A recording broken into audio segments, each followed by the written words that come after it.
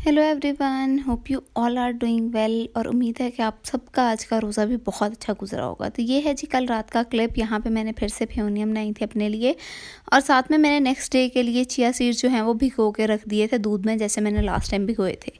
उसके बाद जी ये है सहरी का time. There are some days कि इंसान का कुछ खाने का मूड नहीं होता, रोटी सालन चाय अचार दही, लेकिन फिर भी सहरी तो करनी ही पड़ती है क्योंकि सारा दिन गुजारना होता है। So this is the day. यहाँ पे मेरा कुछ खाने का मूड नहीं था, लेकिन फिर भी यहाँ पे मैंने अपने लिए रोटी बनाई, साथ में चाय और अचार रखा और बड़ी मुश्किल से खाई, और उसके बाद नमाज़ वगैरह पढ़ के मैं सो गई थी। यहाँ पे सुबह सुबह का टाइम है, मैं उठी थी तकरीबन 10 बजे। आज मेरे फादर इन लॉ ने जाना था टेस्ट करवाने के लिए, तो वो वहाँ पे गए हुए थे। तो यहाँ पे फटाफट से चुटकी बजा के मैंने रूम साफ़ किया। तक ऐसे होता नहीं है, काफ़ी टाइम लग जाता है। यहाँ पे अपना रूम साफ़ करने के बाद यहाँ पे मेरे पेरेंट्स इन लॉ का रूम है।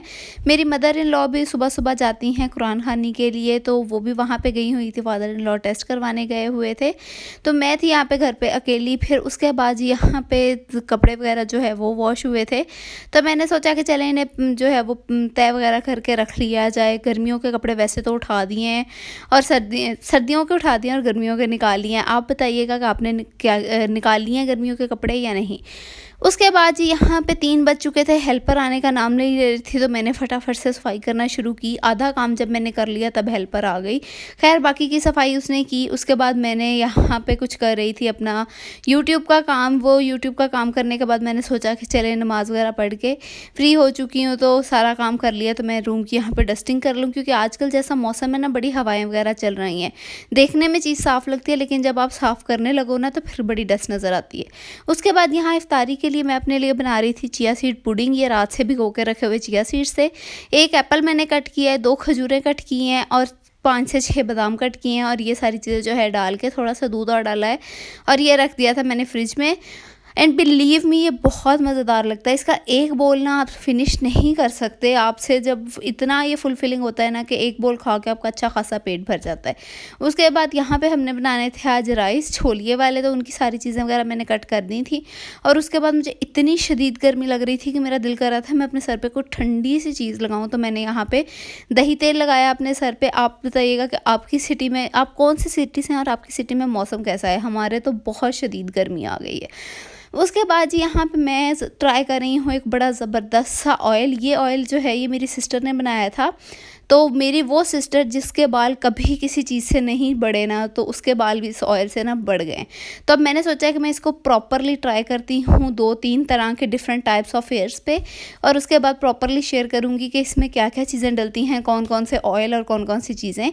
तो प्रॉपर इसका रिव्यू आप लोगों के साथ शेयर करूँगी अगर मुझे अच्छा लगा तो यहाँ पे जी ऑयल वगैरह मैंने लगा लिया था, दही तेल लगा लिया था। उसके बाद मैं वापस से आ गई थी किचन में, और यहाँ पे मैं बना रही थी छोलिए वाले चावल। बहुत सिंपल होते हैं, जैसे नॉर्मल हम लोग चावलों का मसाला बनाते हैं, सेम वैसे ही मैंने मसाला बनाया है।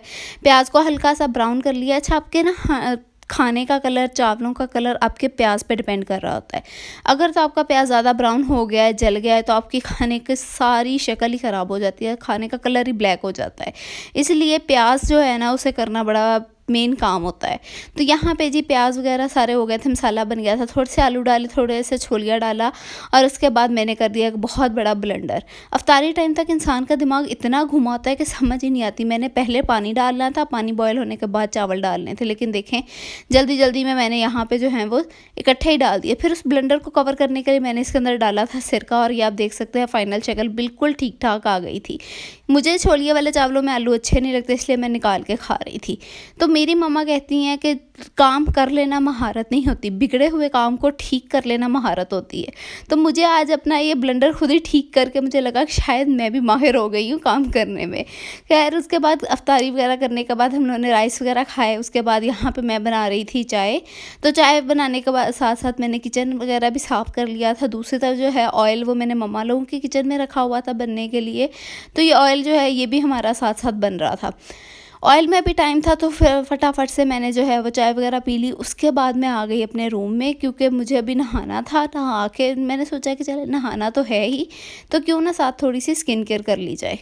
स्किन केयर का मतलब ये नहीं होता कि आप लोग अपने आप को बहुत कूचे लगा रहे हो, हर टाइम फेशियल कर रहे हो, ये कर रहे हो, वो कर रहे हो।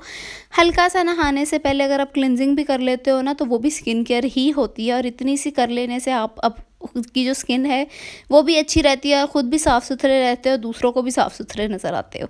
तो यहाँ पे मैंने 2 चीज़ें निकाली थी, ये डर्माकॉस की स्क्रब है और वो एक क्लिनज़र है। ये दोनों चीज़ें निकालने के साथ मैंने सोचा था कि चले मैं कोई मास्क भी लगा लूँगी, लेकिन मैंने एंड पे मास्क नहीं लगाया। और उसके अलावा ये प्राइवेट पार्टी का सीरम है जो कि आजकल मैं ट्राई कर रही हूँ, इसको भी अभी कुछ टाइम मैं और ट्राई करूँगी, उसके बाद इसका रिव्यू शेयर करूँगी। और अच्छा, ये जो शीट मास्क है ना, ये मैंने मंगवाए थे दराज से और इनका इतना कमाल रिजल्ट है ना, ये तकरीबन 800 में मुझे 10 शीट मास्क मिले थे। तो इनका लिंक जो है वो आपको मेरे इंस्टाग्राम की हाइलाइट्स में मिल जाएगा। उसके बाद ये गर्मियों के कपड़े निकल आए हैं, आप बताइएगा कि आपके गर्मियों के कपड़े निकले हैं कि नहीं। तो बस जी, ये था आज का मेरा छोटा सा व्लॉग, उम्मीद है आपको अच्छा लगा होगा। और ये अज़ान की पुरानी वीडियो पड़ी थी तो मैंने सोचा चले ये भी ऐड कर देती हूँ। वीडियो अच्छी लगी हो तो लाइक शेयर कीजिएगा। मिलते हैं कल की वीडियो में, तब तक के लिए अल्लाह हाफ़िज़।